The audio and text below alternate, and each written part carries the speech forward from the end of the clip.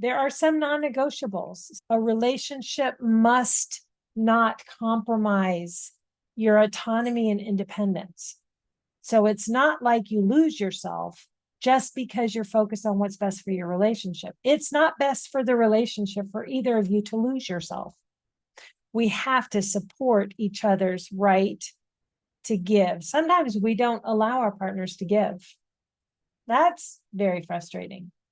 That is actually an obstacle to a relationship-focused decision-making process where somebody wants to make a decision in service of your relationship because they know how damaging it will be to you if a different decision is made.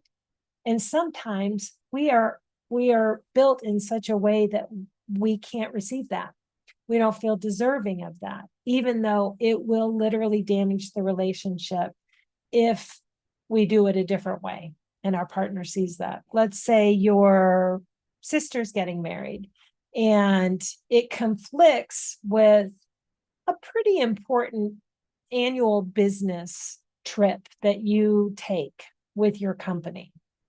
And you know that you'd love to go on this business trip. The wedding's fine. There's nothing wrong with it. It's just like you'd rather go on the business trip. But it's really, really important to your partner that you are there to support her during this family event because her family triggers her and these kinds of situations are hard and you know that about her. And so you generously decide, I don't need to go on that business trip. I think more harm could come from you going to the wedding alone.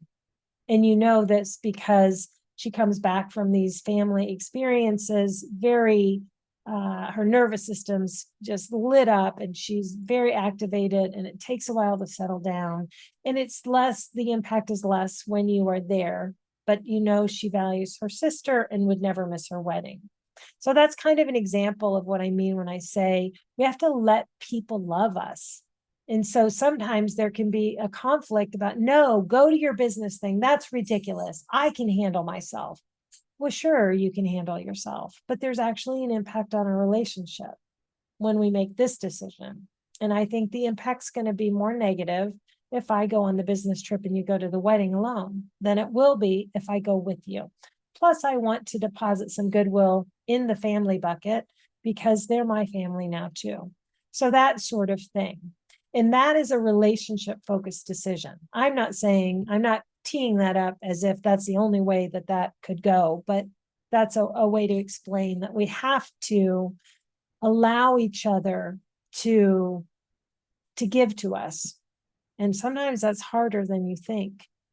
We have to allow each other to withhold consent, have boundaries, say no to things if they know themselves well enough that something negative will happen if a decision is made. Something that compromises your core values and beliefs, that's a no-go. That violates your personal boundaries, that's a no-go, right? So it's not like anything is up for grabs. You've got to know yourself well enough to know that third question, is this going to cause harm to our relationship? Because if it harms either of you, it harms your relationship. It's your responsibility to understand what could be harmful. That gets tricky. Sometimes you agree to things without really factoring in how it might harm you. And your partner can't know all of that. And it's not okay to say, I said yes, but you should have known that would have hurt me. That's not a fair or healthy way to approach that. We have to know ourselves well enough to know this is not going to be good for me. That's the partnership. Like, be real with me. Tell me what you need.